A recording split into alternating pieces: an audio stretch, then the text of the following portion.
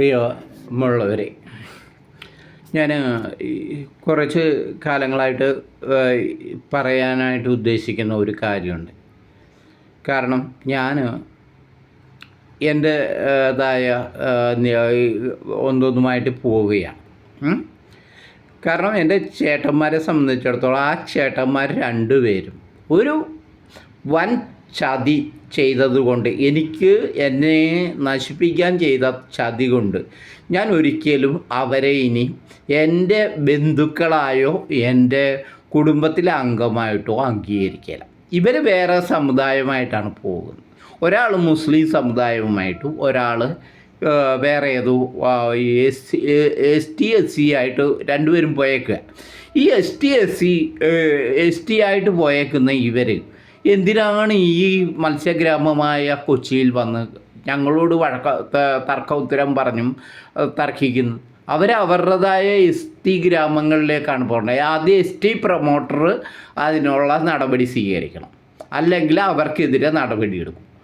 Pathanamthitta ST promoter ഇവരെ ആ ST ഗ്രാമത അവരുടെ ഈ രേഖയുണ്ട്, ഏതാ ST കുടുംബങ്ങൾ താമസിക്കുന്ന അതിൻ്റെ ഇതുണ്ട്, ഗ്രാഫുണ്ട്. ആ ഗ്രാഫ് ഉള്ള അവിടെ പോയാണ് താമസിക്കേണ്ടത്. അവർക്ക് വേണ്ട ആനുകൂല്യങ്ങൾ അവിടെയാണ് കിട്ടുന്നത്. അവിടെ പോയി താമസിക്കുക. അല്ലാതെ ജോലി ചെയ്യുന്നവരല്ലാത്ത ജോലി ചെയ്തോട്ടെ.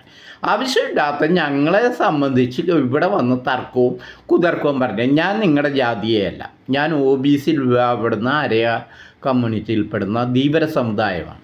എന്നെ ഇനിയും സംസാരിപ്പിച്ച് കൂടുതലാക്കിയാണ്. പിന്നെ ഈ പറയുന്ന ഈ പ്രീത എന്ന് പറയുന്ന ആ വ്യക്തിയുണ്ടല്ലോ, അവർ ക്രിസ്തുമതം സ്വീകരിച്ചവർ.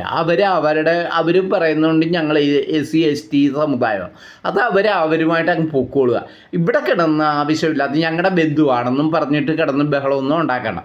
പിന്നെ ഈ പറയുന്ന ബാബു എന്ന് പറയുന്ന ഇയാളും ഞങ്ങളുടെ ബന്ധുവൊന്നുമല്ല. ഇയാൾ ചാന്നാർ സമുദായത്തിൽ പെടുന്ന ഒരാളാണ്.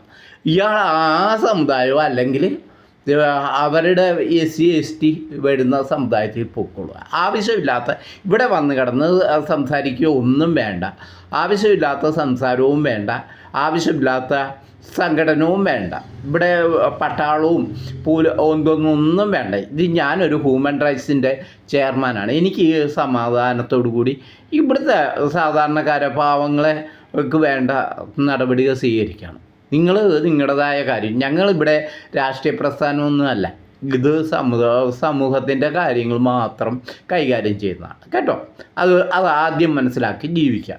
പിന്നെ എനിക്കിപ്പം പിന്താങ്ങിയിട്ടുണ്ട് കോൺഗ്രസ്സുകാരും മറ്റുള്ള സംഘടനകളും. അത് നിങ്ങളുടേതായ കാര്യം നോക്കും. പിന്നീട് കമ്മീഷണറും അതിൻ്റേതായ കാര്യങ്ങൾ പറഞ്ഞോളൂ കേട്ടോ. ആവശ്യമില്ലാത്ത സംസാരിക്കണം.